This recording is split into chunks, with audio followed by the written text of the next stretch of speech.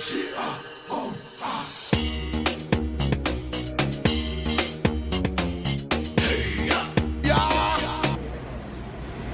আলাইকুম।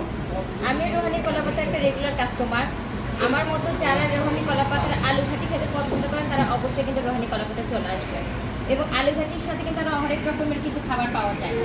এসে অবশ্যই খাবারগুলো টেস্ট করবেন। সবাইকে অনেক অনেক ধন্যবাদ।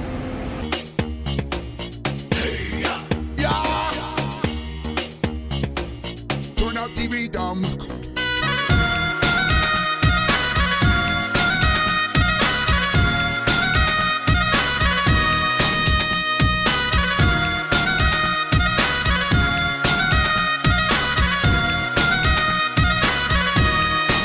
আসসালামু আলাইকুম।